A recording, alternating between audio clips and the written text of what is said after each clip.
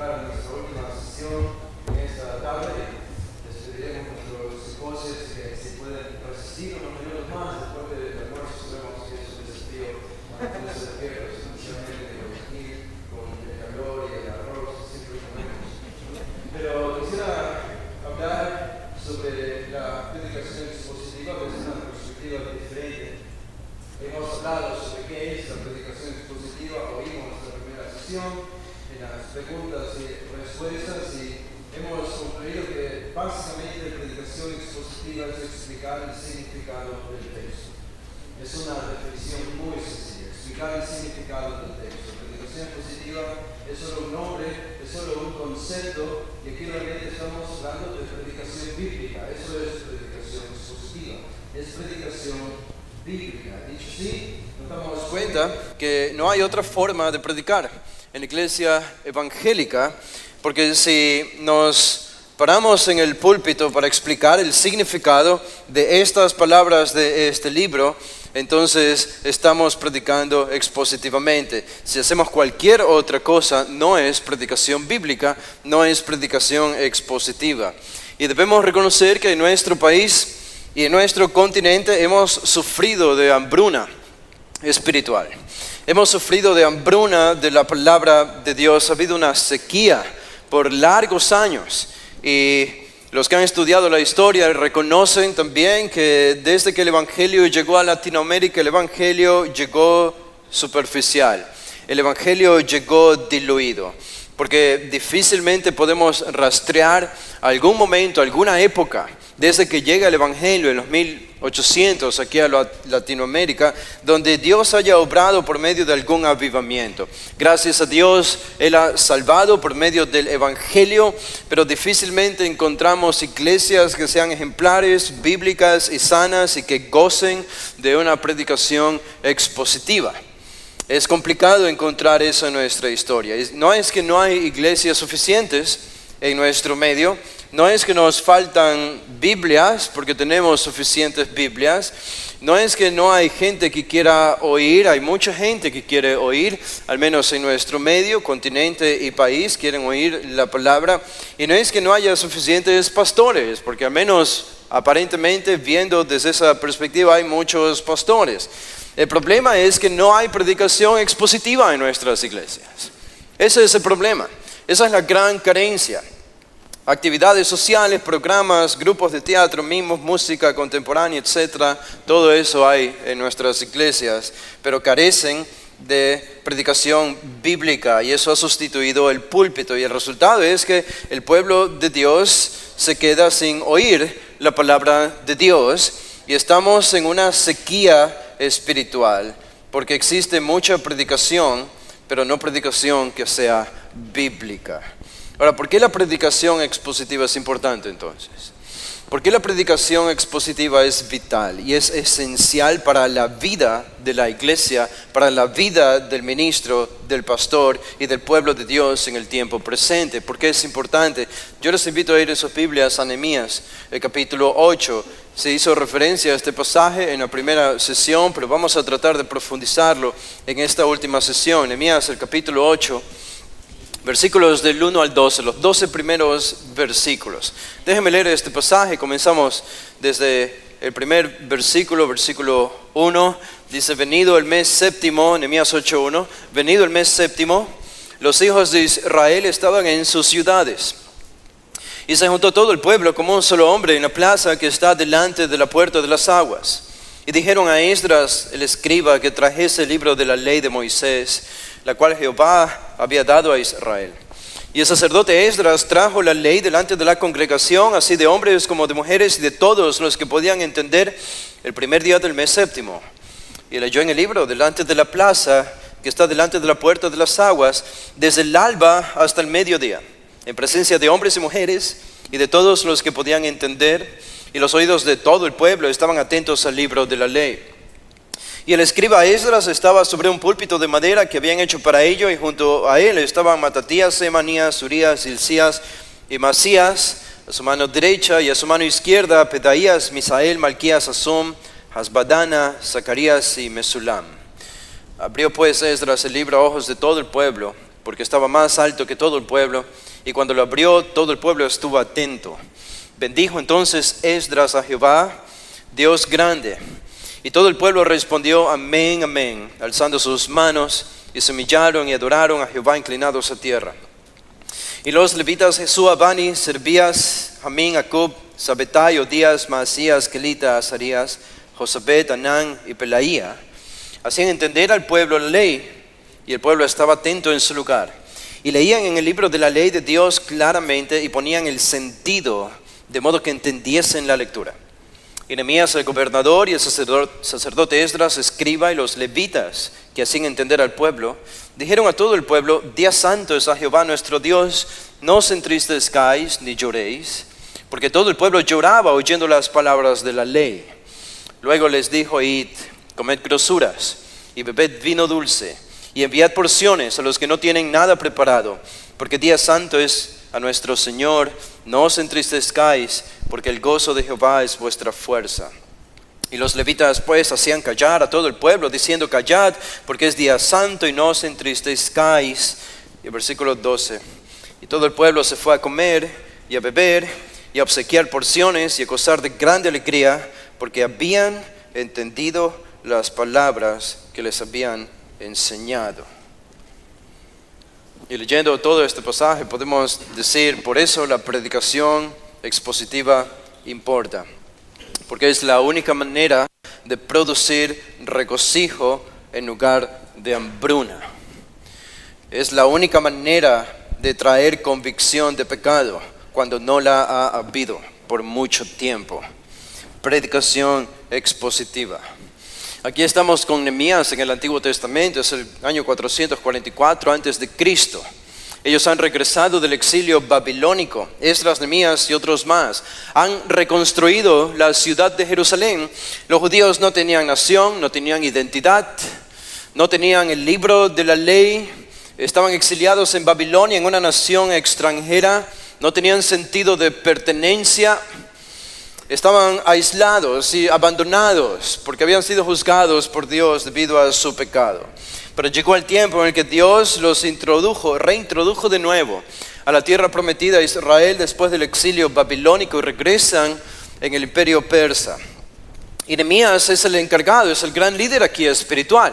Y Dios lo utiliza para reconstruir las murallas de Jerusalén y darle de nuevo un sentido de pertenencia y de identidad al pueblo, porque Dios tiene que cumplir promesas para con Israel, incluso en el futuro todavía. Por eso Israel nunca va a desaparecer.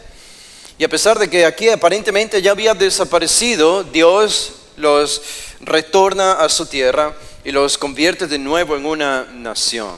Y el pueblo comienza a experimentar la providencia bondadosa de Dios, y los judíos comienzan a ver esto. Y cómo reciben el favor del rey por mano de Dios. Y todas estas son cosas que van hablando al pueblo acerca de que han recibido de nuevo el favor de Dios después de 70 años, de muchos años, de una generación de haber sido juzgados por Él. Y a ciencia cierta, cuando hemos leído el libro de Nehemías antes, siempre nos hemos enfocado en el constructor de murallas, Nehemías. Pero no lo hemos ubicado a Jeremías tanto como el gran líder espiritual, que incluso es el catalizador para que Esdras, de nuevo, el encargado de predicar la palabra de Dios de manera expositiva, y esto produzca un avivamiento de nuevo en el pueblo de Israel, de Judea, después de tantos años. El tema central de Nehemías no es tanto la reconstrucción del muro, sino el redescubrimiento de la palabra de Dios. Esto está en el centro de todo el libro de Jeremías. Es el núcleo, es vital y es lo más importante de que le iba a servir al pueblo de Dios volver a ser una nación con murallas, con templo y una estructura sacerdotal y levítica si no tenían la palabra de Dios. Por eso este capítulo 8 es clave en todo el libro de Nehemías. Porque aquí está el redescubrimiento de la palabra de Dios. No la habían tenido por 70 años en Babilonia. No habían sido expuestos a la palabra de Dios en Babilonia. Había una sequía espiritual porque Dios había dicho, no les voy a dar mi palabra porque la han abandonado. Pero aquí Dios se las devuelve. Y hay un redescubrimiento. Y en este pasaje nosotros encontramos varios elementos necesarios para que la predicación bíblica ocurra. exista y sea una realidad. Y si Dios quiere, incluso se produzca un avivamiento, como el que encontramos aquí en Nehemías capítulo 8. Observen el versículo 1, que en realidad el versículo 1 es parte del último versículo del capítulo anterior. Ustedes saben que los números de capítulos y versículos no son inspirados por el Espíritu Santo. Esto fue una añadidura que vino por el tiempo de la Edad Media, pero nos ayuda, y sin embargo a veces hacen divisiones donde no deberían estar. En realidad la última parte del versículo 73 encaja mejor con el inicio del capítulo 8, y es así al menos como Reina Valera lo ha puesto, y dice: venido el mes séptimo, los hijos de Israel estaban en sus ciudades. Esto no es una declaración poco importante después de haber experimentado el exilio en Babilonia por tantos años. Ahora de nuevo, los hijos de Israel estaban en sus ciudades. ¿Cuándo? El mes séptimo. ¿Cuál es la importancia del mes séptimo? El mes séptimo los judíos celebraban varias fiestas según el libro de Levítico en el Antiguo Testamento. La fiesta de los tabernáculos, había el día de la expiación. Era un día importante de celebración, de acción de gracias, de perdón de pecados. Ellos se acercaban al templo, adoraban. El templo ya había sido reconstruido. Era un día importante y un mes importante. Y este es el mes cuando ocurre lo que ocurre, dice el versículo 1. Y se juntó todo el pueblo como un solo hombre en la plaza que está delante de la puerta de las aguas. Y dijeron a Esdras el escriba que trajese el libro de la ley de Moisés, la cual Jehová había dado a Israel. Una palabra que va a repetirse aquí en todo este pasaje es el pueblo. El pueblo, hombres y mujeres. El pueblo, hombres y mujeres. Y cuando nosotros pensamos en predicación expositiva, estamos pensando en que debe haber un pueblo reunido, debe haber una congregación reunida dispuesta a oír la exposición de la palabra, y es lo que tenemos aquí en Nehemías. Ahora, Nehemías no está en una iglesia, reconocemos eso, esto es Israel, no es la iglesia. Ahora estamos en iglesia, Israel es una nación, pero hay algunos principios. y el principio de la predicación expositiva, el principio de una congregación, el principio de un expositor. Y primero aquí tenemos una gente reunida. ¿Qué hace que la gente se reúna en una congregación como esta? ¿Qué hace que la gente se reúna el día de hoy en una iglesia? Yo creo que si hacemos una especie de estadística preguntando a nuestros hermanos de nuestras iglesias por qué vienen a la iglesia, si son honestos, diferentes respuestas escucharíamos de diferentes de ellos. Y no todas esas respuestas serían satisfactorias, me temo. ¿Por qué la gente viene a la iglesia? Deberían ser capaces de decir: vengo a la iglesia porque quiero recibir la revelación de Dios por medio de este expositor que va a proclamar la palabra de Dios. Pero hace poco estaba leyendo esta semana un libro que decía: ¿por qué Johnny no puede predicar? ¿Por qué Johnny no puede predicar? Y el autor de este libro usa este título simplemente para decir por qué hay muchos miembros de iglesias que, si se les pregunta ¿qué tal la predicación de tu pastor?, ellos dirían: bueno, mi pastor no predica mal, es un excelente visitante de hogares, es un excelente discipulador, es un excelente administrador, tiene mucho amor y mucha ternura por nosotros, es muy buen pastor porque nos pastorea y nos ama todo el tiempo. Pero su exposición de la Escritura no es de lo mejor. Nosotros lo toleramos, pero no es de la mejor. Y yo no creo que eso es lo que los miembros de nuestra iglesia deberían decir. Si con todas esas cosas que son muy importantes en el ministerio de un pastor, obviamente la visitación, discipulado, el amor, etcétera, todo esto es vital. Hay que ser un pastor de ovejas. Pero el lugar, la posición, el rol de la predicación de la palabra es de lo más importante en la vida de un pastor. Y la respuesta de las ovejas es: quiero ir a la iglesia porque estoy casi desesperado porque llegue el domingo, porque espero recibir un nuevo pasaje y entender por primera vez lo que significa el pasaje que mi pastor va a predicar el siguiente domingo. Pero no es necesariamente la expectativa que tienen los miembros de nuestras iglesias, y me temo que esa es una falla de los pastores y de la predicación. Y aquí, al menos en Nehemías, vemos que fue la palabra de Dios lo que motivó al pueblo a reunirse como un solo hombre. Ellos están saliendo de la hambruna espiritual. Han venido de una gran sequía espiritual y ahora tienen hambre. Quieren alimento espiritual. Y de hecho son ellos los que hacen esta petición, dice a la mitad del versículo 1, y dijeron a Esdras. ¿Quiénes le dijeron a Esdras? Es el pueblo, al inicio del versículo 1. El pueblo le pidió a Esdras, obviamente Nehemías está allí por las sombras, gobernando todo, él es el gran líder espiritual, pero el pueblo tenía este deseo de oír la palabra de Dios. Y dice el texto que ellos vinieron como un solo hombre. Habían hombres, había mujeres, habían jóvenes y habían niños que podían entender, todos unidos en una sola congregación, como si fuesen una sola persona. Una unidad de mente, una unidad de propósito, un mismo sentir, como dice Pablo en el Nuevo Testamento, porque estaban ávidos y hambrientos por la palabra de Dios. Y la predicación es un evento, nosotros sabemos. La predicación es un acto que se lo realiza en vivo y en persona. Esa es la razón por la que no vamos a iglesias virtuales. Eso no es iglesia.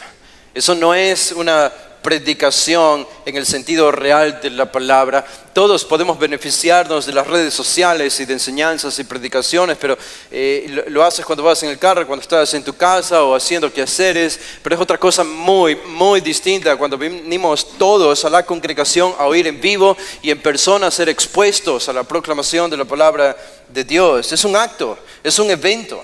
Así que tenemos este elemento necesario para la predicación expositiva aquí, que es una gente reunida, una congregación reunida con un mismo propósito.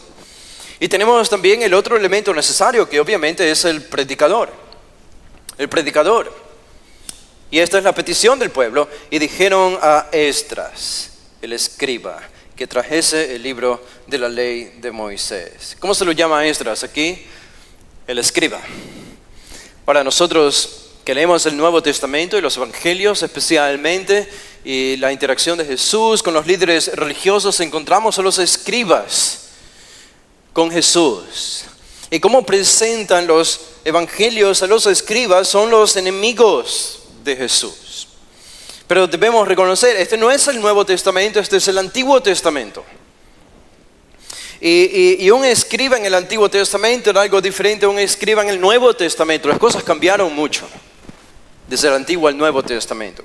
Y cuando el autor menciona a Esdras como un escriba, no está haciendo referencia a estos eruditos de la ley, legalistas, que muchos de ellos eran fariseos, otros saduceos, que se opusieron vehementemente al ministerio de Jesús y eran hostiles a él y terminaron crucificándole. No, obviamente que no, Esdras no es uno de ellos. No debemos leer la Biblia en retrospectiva. Ese es un anacronismo histórico, sería un error. Esdras es llamado escriba. ¿Por qué? Porque Esdras es un estudiante de la palabra de Dios, es lo que significaba. Escriba, escribano, es alguien que escribía, pero la idea era alguien que estudiaba, alguien que memorizaba. Este era un teólogo, este era un hombre que pasaba su tiempo y sus horas estudiando la Escritura y enseñando la Escritura. Ahora, algo que también lo leímos en la primera sesión y que nos introduce a este personaje, Esdras, y ustedes lo ven en Esdras el capítulo 7. Noten el versículo 6. Dice Esdras 7:6. Este Esdras, ¿quién es Esdras? Este Esdras subió de Babilonia, es decir, de Babilonia fue hacia Jerusalén. Jerusalén estaba sobre una colina, por eso se dice que subió de Babilonia. Era escriba, dice, diligente en la ley de Moisés, que Jehová Dios de Israel había dado. Y le concedió al rey todo lo que pidió, porque la mano de Jehová, su Dios, estaba sobre Esdras. Dos cosas importantes de Esdras aquí en el versículo 6. Era escriba diligente en la ley de Moisés. Esto es lo que dice el libro. Esto es lo que dice Esdras de él. Era un estudiante diligente de la Escritura. Digo, este es un predicador. Un predicador no es alguien que solo se para a predicar habiendo estudiado muy poco de su Biblia o habiendo aprendido su sermón de YouTube. Este es un hombre que estudia diligentemente, como decíamos en la sesión de preguntas y respuestas. Este es un hombre que ha sido expuesto él en privado a la palabra de Dios. Es un hombre que se encierra en el cuarto a solas, él, Dios y la palabra de Dios. Y el candor y el fuego de Dios desciende sobre él, por así decirlo, porque está tan expuesto que casi sale de ese cuarto después de horas de haberse encontrado con Dios y con su palabra, casi como Moisés, irradiando su rostro de luz, porque está tan lleno de la presencia de Dios. Esto es lo que nos dice Esdras 7 acerca de Esdras. No era un mero comunicador. No era un mero comunicador.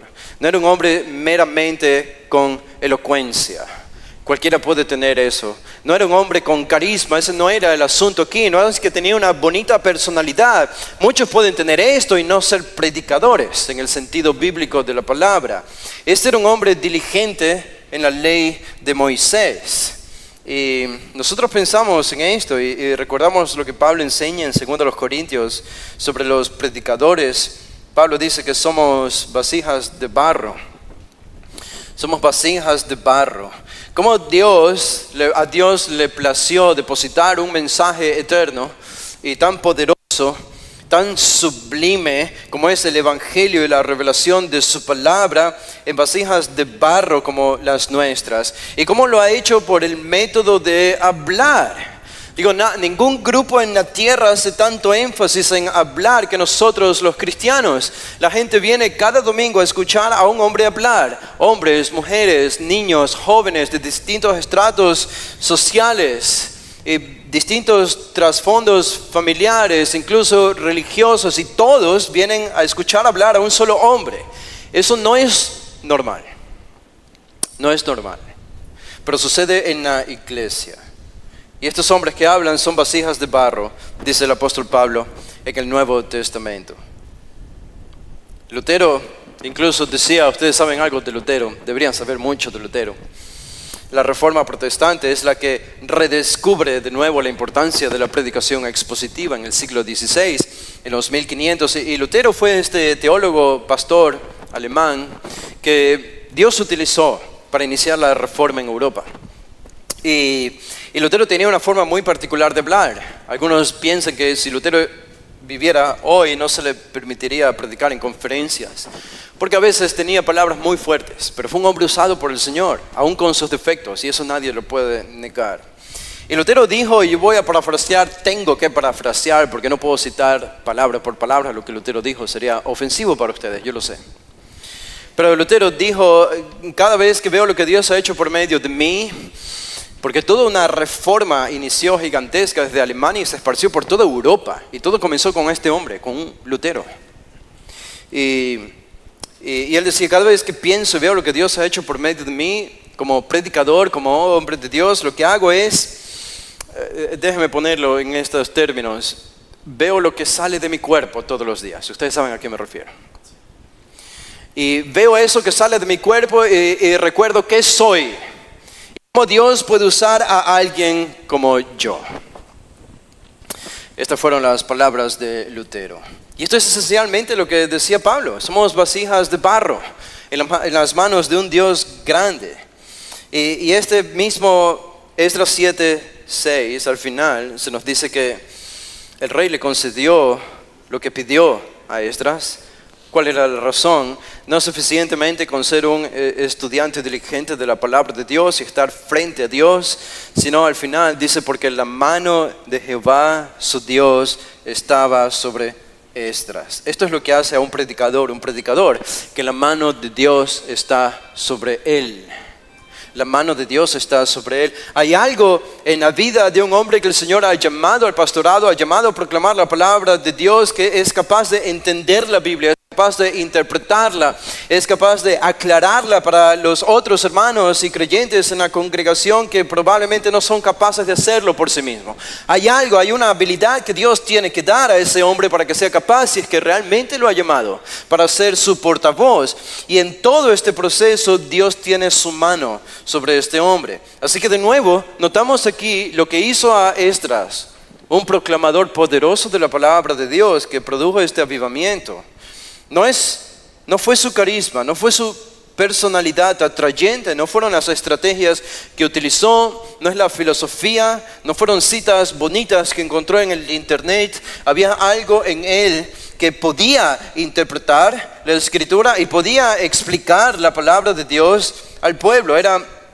Si lo ubicamos más o menos, era como cuando Samuel estaba buscando a David para ungirlo, para que sea el siguiente rey de Israel, pero David parecía todo menos un rey, y sin embargo Dios lo eligió como el futuro rey de Israel. ¿Y cuál fue la razón? ¿Por qué David? Porque la mano de Jehová estaba sobre él, nos dice Primera de Samuel.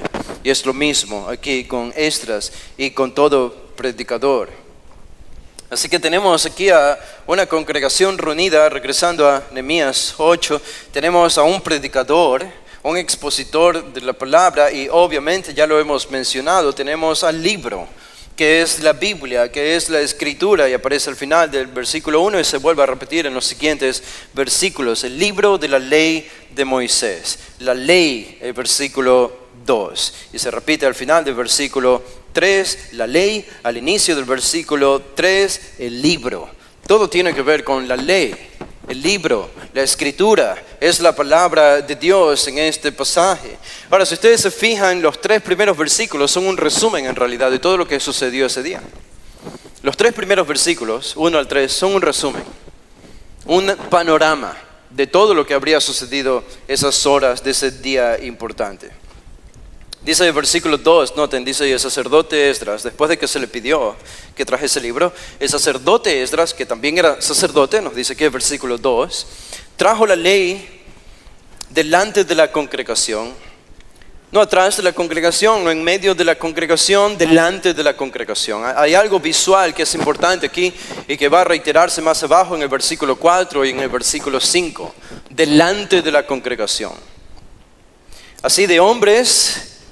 ¿Y cuál era la congregación? ¿De qué estaba compuesta la congregación? Dice así: de hombres como de mujeres y de todos los que podían entender. ¿Por qué la referencia a todos los que podían entender? Bueno, estos no solo eran hombres adultos, mujeres adultas, todos los que podían entender. Habrían involucrado todo tipo de jóvenes y niños que eran capaces de entender. Era una multitud que a simple vista podía verse, era familiar. Eran familias enteras que habían venido a juntarse con un mismo propósito. Y no solo hombres adultos, sino jóvenes y niños tenían el hambre espiritual de oír la palabra de Jehová. Todo esto ocurrió el primer día del mes séptimo, ese mes tan importante. Es tan interesante considerar esto porque lo único capaz de satisfacer todas las necesidades de un pueblo con tantas diferencias entre hombres y mujeres, tantas diferencias de edades, es cuando uno proclama la palabra de Dios. Uno no tiene que preocuparse tanto por las aplicaciones. Si yo aplico algo para los hombres, esto no se aplica para las mujeres. O si aplico algo para las mujeres, esto no se aplica para los hombres. Y si aplico algo para los jóvenes, no se aplica para los adultos. Y si para los adultos, no para los jóvenes. Y una vez se encuentra en una preparación de un sermón pensando en todo esto, pero el problema es que no pensamos en el contenido de lo que dice el texto, porque el contenido de lo que dice el texto se aplica para todos. Y aquí está esta multitud de familias oyendo simplemente y llanamente la exposición de la ley de Dios. Y cuando Dios habla a todos, no solo a un grupo de personas. Y así que si tú quieres que tu predicación se aplique a todos los grupos de personas que están en tu iglesia, simplemente tienes que ser fiel al texto y por sí solo se va a aplicar a todas las necesidades, sin pensar tanto en a qué grupo aplicar lo que estoy diciendo. Y es exactamente lo que tenemos aquí en el versículo 2. Observen el versículo 3. Es parte del resumen de lo que sucedió ese día. Dice: y leyó, esto es Esdras, en el libro delante de la plaza que está delante de la puerta de las aguas. Por alguna razón, la mención de la ubicación geográfica donde se encuentran es importante. Digo, es importante. Esto nos recuerda, esto no es ficción. Esto no es un invento del autor de Nehemías. Esto no es un libro que desciende del cielo. Este es un libro que fue escrito por un hombre en un lugar geográfico, en un momento particular de la historia. Y es así como Dios ha obrado siempre.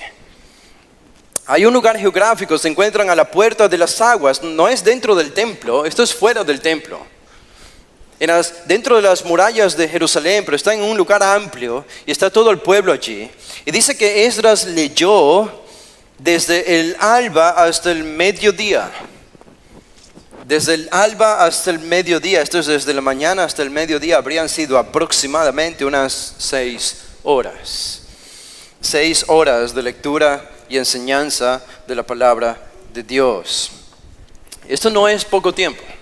Ahora, alguien podría pensar, en el texto no lo dice, que habrían existido algunos intervalos aquí de descanso, de exposición, de lectura, de oración, adoración, descanso y de nuevo exposición, lectura, adoración y descanso. Es muy probable, es lo más probable. Habrían habido niños allí y necesidades que atender, pero esto es compromiso. Es el compromiso de la gente con la palabra de Dios, el compromiso del predicador con la palabra de Dios.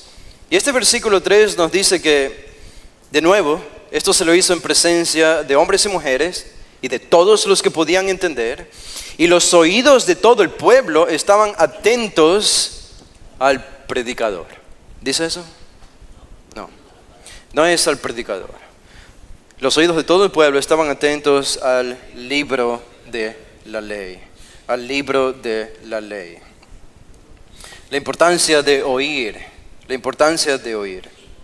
Es importante oír. Y esto es necesario para que la predicación expositiva tenga éxito. Hay que oír la predicación. Es algo único.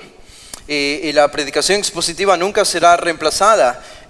No puede ser reemplazada. Nosotros podemos y debemos y necesitamos leer la Biblia en privado.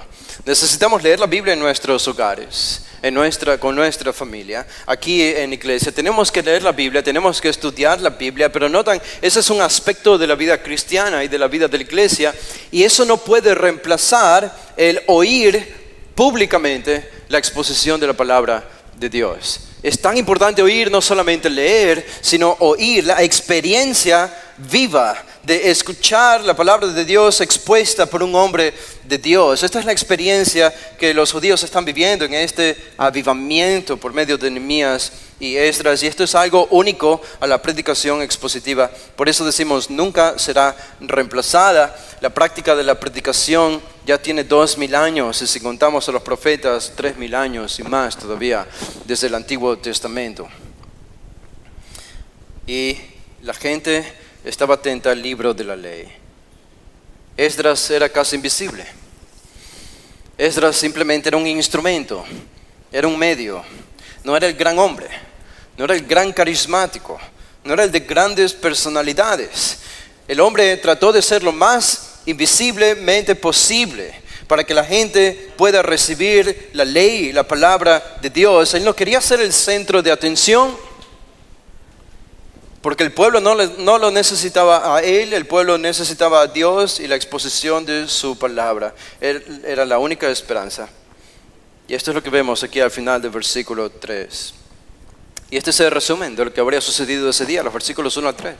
Es el gran resumen, es el cuadro panorámico de todo ese día. Ahora, vamos a los particulares y a los detalles. Los versículos del 4 al 12 nos introducen a los detalles. Y en estos detalles encontramos más elementos de la predicación expositiva. Por ejemplo, en los versículos 4 y 5 encontramos la supremacía de la predicación expositiva en la congregación. Cómo la predicación expositiva es superior a todo lo que hacemos en la iglesia. En referencia a actividades que nosotros realizamos. No somos como los católicos que le dan la prioridad al altar antes que a un púlpito. Esto cambió, gracias a Dios, en la Reforma Protestante por medio de Lutero, Calvino, etc. Y nosotros como evangélicos hemos recibido esta herencia.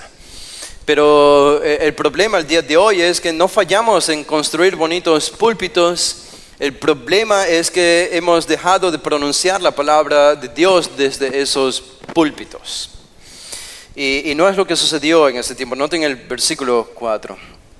Dice, el escriba Esdras estaba sobre un púlpito de madera que habían hecho para ello.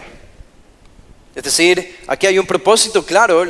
El pueblo estaba comprometido, los líderes, los sacerdotes, levitas, todos, Nehemías y Esdras, todos todo esto ya había sido premeditado, porque el púlpito había sido construido para este día particular, para este evento particular de la proclamación de la palabra. Y allí estaba ya el púlpito listo. Y dice, junto a él, junto a Esdras, estaban esta serie de nombres raros que nosotros jamás pondríamos a nuestros hijos, por amor a ellos. Pero dice Matatías, Semanías, Urías, Hilcías y Maasías a su mano derecha, y a su mano izquierda Pedaías, Misael, Malquías, Asum, Hasabana, Zacarías y Mesulam. Aparentemente esta es una información poco importante para nosotros. Digo, ¿por qué es importante mencionar esta lista de nombres?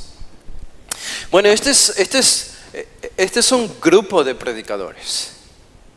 Esto nos dice que Esdras no era el único comprometido con el estudio y la exposición de la palabra de Dios. Aquí hay un grupo de expositores de la palabra de Dios. Habían otros hombres que Dios había levantado, no solo a Esdras. Y estos estaban del lado de Esdras, a su izquierda y a su derecha, apoyándole y haciendo algo similar a lo que él estaba haciendo allí. Y por alguna extraña razón uno piensa estos hombres son anónimos para nosotros, muy poco importantes. Sin embargo, después de 3000 años desde que se escribió el libro de Nehemías, el día de hoy, 3000 años después, cada vez que leemos y estudiamos este pasaje públicamente en iglesia, los nombres de estos personajes anónimos siguen siendo mencionados en iglesia, incluso después de 3000 años. Lo único que nos hace relevantes es la predicación de la palabra de Dios. Estos nombres no estuviesen aquí si no hubiesen estado comprometidos con la proclamación de la palabra de Dios. Ni siquiera existirían. Y no habría sido necesario mencionarlos. Pero ahí están. Y como les decía, hay algo en lo visual aquí que es importante. El libro de la ley estaba sobre un púlpito, dice el versículo 4. Y la palabra púlpito literalmente es torre, una torre, una especie de recipiente alto. Habían construido de madera para poner allí el rollo, habría sido un gran rollo que contenía la ley de Moisés. Y es de esta ley de Moisés y es de este rollo, desde este púlpito donde Esdras estaba leyendo y explicando el texto. Debía ser un libro, tenía que ser un libro. Dios nos dejó un libro. Dios no nos dejó tecnología, nos dejó un libro escrito. Seguimos dependiendo de un libro. Después de 2000 años, seguimos dependiendo de un libro para hacer lo que hacemos en la iglesia. Debemos ser los dinosaurios más ancestrales que existen en la faz de esta tierra, nosotros los cristianos, porque seguimos haciendo lo mismo que han hecho nuestros hermanos cristianos desde el inicio del siglo I. El mensaje visual aquí era que Dios estaba hablando. De allí la construcción de un púlpito, y de allí también lo que nos dice el versículo 5, dice, abrió pues Esdras el libro a ojos de todo el pueblo. Todo es visual aquí, noten, a ojos de todo el pueblo. Dice, porque estaba más alto que todo el pueblo. Y cuando lo abrió, todo el pueblo estuvo atento. La referencia pueblo 3 veces en referencia a la ley, a la palabra de Dios y a la ubicación geográfica de la palabra de Dios, delante del pueblo y más arriba del pueblo. ¿Cuál es la idea de la imagen visual que nos da este versículo 5? Que la palabra de Dios y la proclamación de la palabra de Dios es suprema, que debe reinar en lo que hacemos en la iglesia. No debe haber nada más elevado a la proclamación de la palabra. Como B.B. Warfield dijo, el gran defensor de la doctrina de la inspiración de la Escritura en los 1800 allá en Norteamérica, él dijo, la doctrina de la inspiración es que cuando la Biblia habla, Dios habla. Como Francis Schaeffer dijo, Dios habla, Él no puede callarse. El hecho de que Él exista es una necesidad de que Él tenga que hablar y revelarse a sí mismo. Y el cristianismo se trata de hablar y de proclamar. Bueno, aquí somos introducidos de nuevo a esta realidad de la predicación expositiva. Y cada vez que vemos esto, nosotros recordamos la condición de nuestras iglesias y de nuestro continente, de nuestro país, y anhelamos que esto vuelva a suceder. Pero no es todo lo que sucedió. Observen el versículo 6, porque no solo vemos la supremacía de la predicación expositiva, vemos cuál era la actitud hacia la predicación expositiva. La actitud hacia la proclamación de la palabra del Señor. En el versículo 6 dice, bendijo entonces Esdras a Jehová, Dios grande. Hay una adoración del expositor Esdras. Y el pueblo también, dice, y todo el pueblo respondió amén, amén, alzando sus manos, y se humillaron y adoraron a Jehová inclinados a tierra. Esta es actitud de reverencia ante la palabra de Dios, hay reverencia. Algo que no había mencionado es algo tan importante, algo tan fácil de percibirlo en este pasaje y algo tan olvidado en iglesias de hoy. Que hablamos mucho de predicación y no de leer la palabra de Dios en la iglesia. ¿Se han dado cuenta de eso? Que hoy hay cada vez menos lectura de porciones de la Escritura en la iglesia. A menudo el pastor se levanta a predicar su sermón y lo que se ha hecho antes de que él se pare a predicar su sermón, no ha habido nunca una lectura de la porción de la Escritura, y no me refiero a una lectura de 2 o 3 versículos, a una lectura. Digo, aquí en los versículos anteriores vemos que Esdras estuvo leyendo aproximadamente 6 horas. Ahora, no digo que eso tenemos que replicarlo en la iglesia el día de hoy, obviamente perderíamos a nuestros miembros solamente el primer domingo que hagamos eso. Pero hay algo que nos comunica de la importancia de la palabra de Dios y de la predicación expositiva. Demanda tiempo tanto en su estudio como en su lectura, porque es algo importante, porque es sublime y es superior a todo lo que hacemos en iglesia. Por eso en nuestros cultos debemos procurar un espacio antes de la predicación para la lectura de la palabra de Dios, de alguna porción algo extensa de la Escritura. Es importante, es lo que Esdras hizo aquí, e incluso nosotros como predicadores, a veces comenzamos a predicar y nunca leemos el pasaje. Y asumimos que la gente sabe de lo que estamos hablando cuando ni siquiera hemos leído el pasaje que vamos a predicar. Así que ya sea al inicio de la introducción, en la mitad de la introducción o al final de la introducción, tenemos que leer el pasaje que vamos a predicar a la gente. Esto debe ser claro. Es lo que Esdras hizo aquí. Y todo esto resulta en el versículo 6 en adoración, en sumisión. Esta es la actitud que el pueblo y Esdras tenían ante la palabra de Dios y es algo necesario en la predicación expositiva. Así que de la supremacía a la actitud hacia la predicación expositiva, y eso nos lleva al método de la predicación expositiva. Si para algunos este concepto es nuevo, ¿qué es la predicación expositiva? Versículos del 7 al 9, la primera parte del versículo 9, nos dicen cuál es el método de la predicación expositiva. Noten el versículo 7. Y los levitas, Jesúa, Bani, Servías, Jamín, Acub, Sabetai, Odías, Masías, Kelita, Sarías, Josabed, Anán y Pelaía. De nuevo, personajes completamente anónimos y desconocidos para nosotros. Y con todo, 3000 años después seguimos leyéndolos.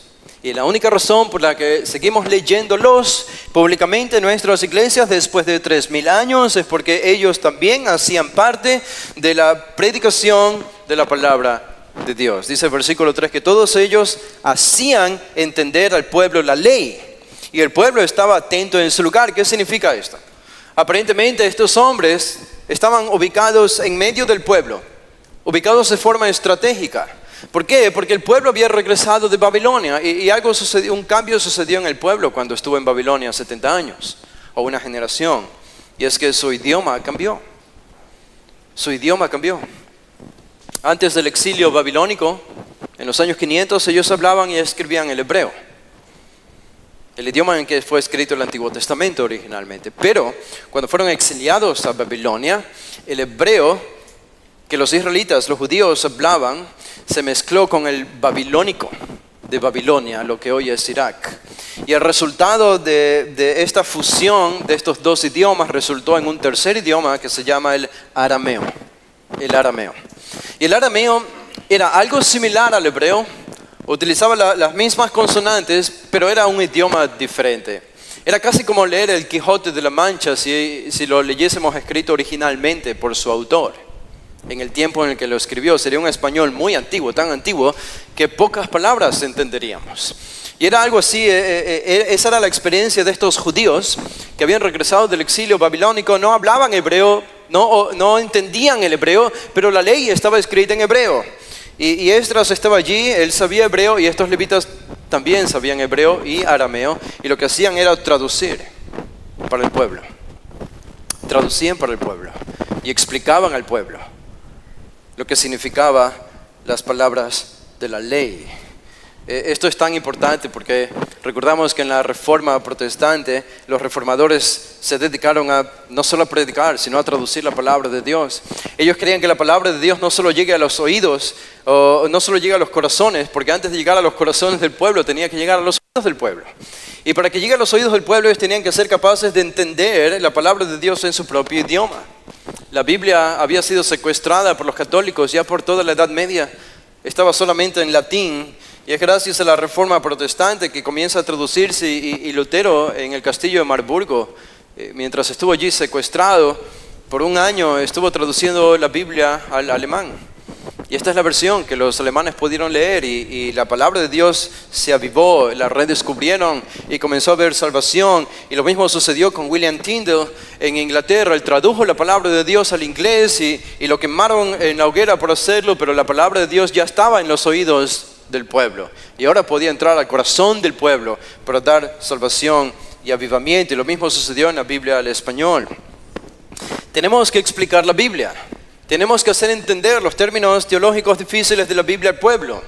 No contextualizamos términos que usa la Biblia solo para hacerlos más fáciles. No, los explicamos. Si aparece una palabra difícil como justificación, quiero que la gente entienda lo que significa la justificación el día de hoy, y se los voy a explicar.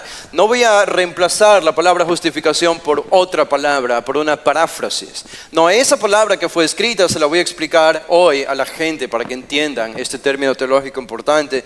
Esto es lo que estaba haciendo Esdras en un sentido. Y allí estaba el pueblo atento en su lugar, y los levitas traduciendo y enseñando la ley al pueblo. Noten el versículo 8, es vital, el versículo 8 es clave. Dice, y leían en el libro de la ley de Dios claramente. Leían en el libro de Dios, de la ley de Dios claramente. Hay claridad aquí. La predicación expositiva siempre debe ser clara, no oscura. A veces pensamos que como predicadores nuestra tarea es hacer de lo que es fácil, hacerlo sonar difícil, como si eso fuese más profundo. Pensamos que lo complicado es sinónimo de profundidad. Y no es así. No es así. Siempre la claridad es preferida antes que lo que es artificial o complicado. La palabra de Dios es tan asombrosa que es sencilla. Pero dentro de esa sencillez hay una profundidad insondable. Y de esto se trata la predicación expositiva. No es una predicación complicada. Alguien hizo la pregunta en la sesión de preguntas y respuestas: ¿cómo hacemos nuestro bosquejo? Bueno, el bosquejo es determinado por el texto. El bosquejo es determinado por el pasaje. ¿Cuál fue la intención del autor? ¿Cómo armó su material? ¿O este mismo pasaje? Él determina eso, yo simplemente tengo que reconocerlo. Y ese va a ser mi bosquejo. Pero hay claridad, tiene que haber claridad. Dice versículo 8, y ponían el sentido, de modo que entendiesen la lectura. Ustedes se dan cuenta, hay algo aquí que es asumido. Y que no es mencionado de forma explícita porque es tan obvio. Y es que Esdras está predicando versículo por versículo. Digo, no creo que Esdras haya comenzado desde Deuteronomio 20 hacia el 19, 18, 17 hasta llegar al capítulo 1. No comenzó en Génesis 49 y terminó en Génesis 1, ¿verdad? Es una predicación versículo por versículo. ¿Por qué? Porque el Espíritu Santo lo reveló en ese orden. Y en ese orden lo predicaba Esdras. Como la Biblia fue revelada, en ese orden tenemos que explicarla. Digo, es tan difícil. Es tan difícil. Si estoy predicando el Evangelio de Lucas, ¿qué voy a predicar primero? Bueno, el capítulo 1, el versículo 1. Y voy a tomar una idea, pueden ser 4 versículos o 5 versículos, dependiendo de la idea. Y el siguiente domingo voy a predicar el siguiente pasaje, del versículo 6 al 10. Es tan difícil. Y no hemos hecho esto en 200 años aquí de cristianismo evangélico en nuestro país. El orden en que el Espíritu Santo reveló la Escritura, ese debe ser el orden en que debe ser predicada. Por eso estamos comprometidos a predicar la Biblia de forma consecutiva por libros enteros. Y predicar la Biblia predicar un libro nos toma a menudo años. No sé cuántos años estoy metido predicando Lucas ya aquí en la iglesia. Llevo 7 años y estamos en el capítulo 22 de Lucas ahora. Alguien que lo haga mejor probablemente podría hacerlo en menos tiempo. Pero este es el compromiso. Hay que leer, es algo consecutivo, hay que explicarlo.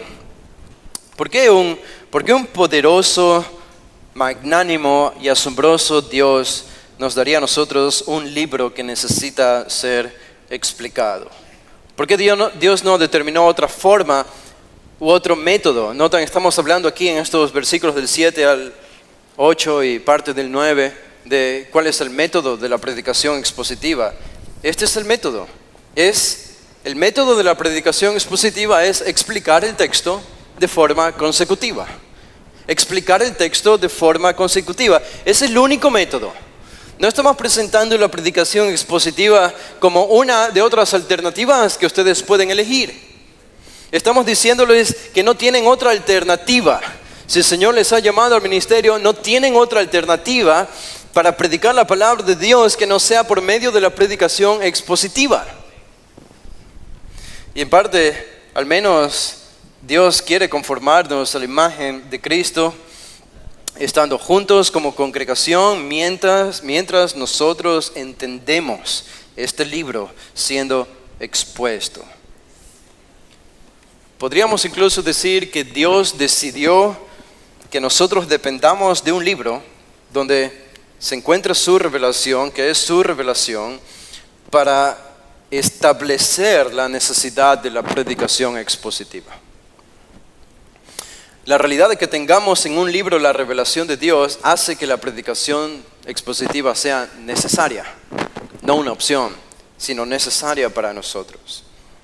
Y lo dice también la primera parte del versículo 9, y Nehemías el gobernador y el sacerdote Esdras escribe, los levitas que hacían entender al pueblo, ponían el sentido, versículo 8. Es entender lo que dice el texto. Ahora, vamos a terminar aquí el último punto. ¿Y cuál es el efecto de la predicación expositiva? Hablamos de la supremacía de la predicación, la actitud hacia la predicación, el método de la predicación. ¿Y cuál es el efecto? Una vez que lo hacemos, ¿qué ocurre? Noten el versículo 9, la segunda parte. Y esto es lo que los líderes espirituales decían al pueblo. Día santo es a Jehová nuestro Dios. No os entristezcáis ni lloréis. ¿Por qué el pueblo comenzó a llorar? ¿Por qué el pueblo comenzó a entristecerse? Esto no sucedió al principio. Esto no vemos que haya ocurrido al inicio de este pasaje. Esto solo comienza a suceder cuando existe el versículo 8. Cuando ellos comienzan a entender la exposición del libro de la ley, la palabra de Dios. El efecto es que ellos comienzan a entristecerse y a llorar. ¿Cuál es la razón? Al final del versículo 9 dice, porque todo el pueblo lloraba oyendo las palabras de la ley. ¿Y por qué lloraban al oír las palabras de la ley? ¿Era un gemir y un llanto superficial, sentimental? No hay nada que indique eso. Podría haber eso y hay eso en la iglesia y mucho, pero no en este caso. La razón por la que ellos estaban llorando y tristes es porque al entender por primera vez después de 70 años lo que decía la palabra de Dios, la revelación de Dios, se dieron cuenta que ellos estaban viviendo de una forma tan diferente a lo que Dios demandaba en su palabra de ellos. En otras palabras, la exposición de la palabra expuso su pecado. La predicación expositiva trajo luz y esa luz descubrió las sombras que habían en sus almas y en sus corazones. Se dieron cuenta de esto, fueron confrontados con la palabra y comenzaron a llorar. Comenzaron a entristecerse. Dice el versículo 11, el 10, perdón. Dice el 10, luego les dijo, id, comed grosuras y bebed vino dulce, y enviad porciones a los que no tienen nada preparado. ¿Por qué esto? Ellos estaban llorando, lamentando su pecado, estaban contristados porque la palabra de Dios les había confrontado. Y aquí están los líderes diciéndoles que coman grosuras, que beban vino dulce. Esto no es otra cosa que celebración. Celebren, hagan banquetes y compartan con los que no tienen nada. ¿Por qué? ¿Por qué razón? Dice el versículo 10, porque día santo es a nuestro Señor. No os entristezcáis, porque el gozo de Jehová es vuestra fuerza. ¿Sabe? El versículo 10 es tan importante como el 9, porque nos habla del efecto de la predicación expositiva. Tiene que producir confrontación de pecado, tiene que producir, en un sentido inicial, tristeza, llanto y lloro, pero no debería quedarse allí, ¿verdad? Digo, no deseamos que la gente se vaya de nuestras iglesias llorando. Deseamos que la gente llore en medio del sermón, pero que al final del sermón entiendan que hay esperanza.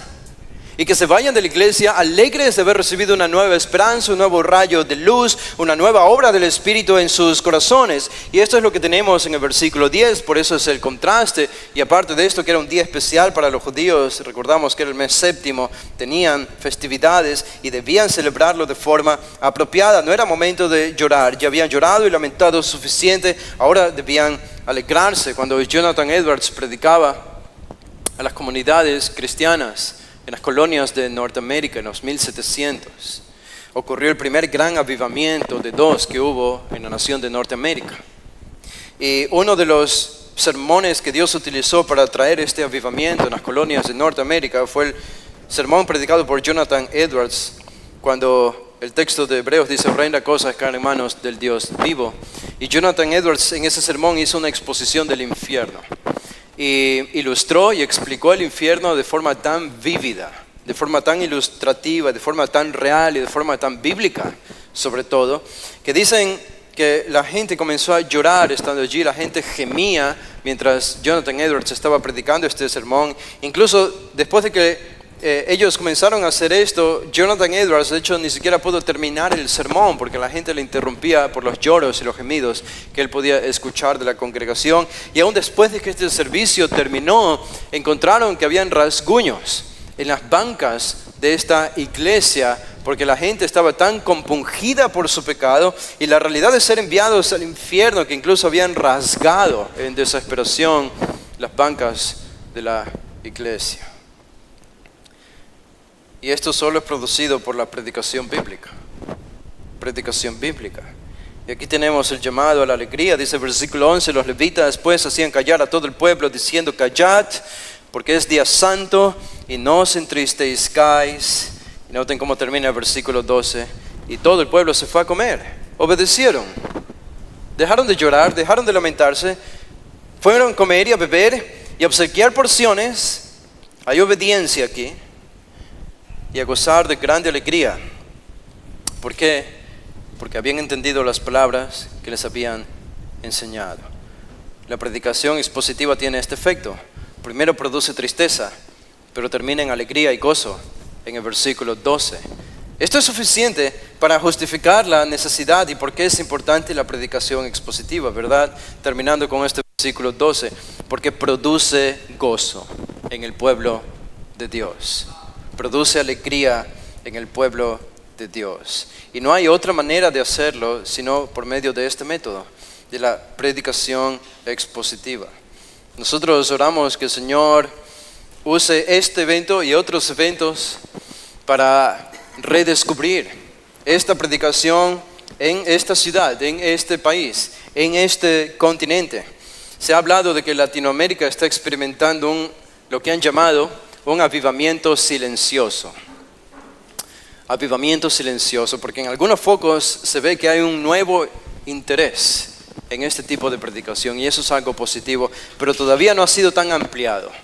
Y esperamos que el Señor vaya esparciendo la llama de la necesidad de la predicación expositiva.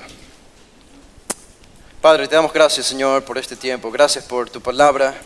Gracias por dirigirnos, por enseñarnos y mostrarnos la necesidad importante de atesorar tu palabra y cómo hacerlo de ninguna otra manera mejor, Señor, y demostrar lo que subiendo al púlpito de nuestras iglesias, habiendo estudiado, habiéndonos encontrado contigo y con tu presencia y llenos de ti, venir y exponer este libro santo que es tu ley, que es tu palabra, tu revelación al pueblo de Dios. Y tú comiences a hacer esta obra de avivamiento en tu pueblo, trayendo salvación y santificación. Úsanos, a pesar de que somos vasijas de barro, a pesar de nuestra debilidad y nuestras limitaciones e incapacidades. Tu Espíritu Santo es el que obra por medio de tu palabra y nada es imposible para Él, tu mano no se ha cortado.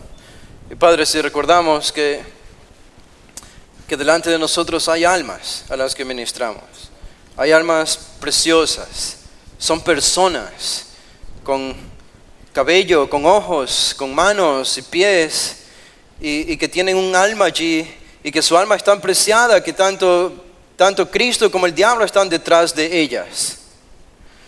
Y tú nos has encargado a nosotros la tarea de ministrarles espiritualmente y eternamente con tu palabra. Y no hay otra manera de ministrarles sino comprometiéndonos con este tipo de predicación. Úsanos, te rogamos, y oramos en el nombre de Jesús. Amén.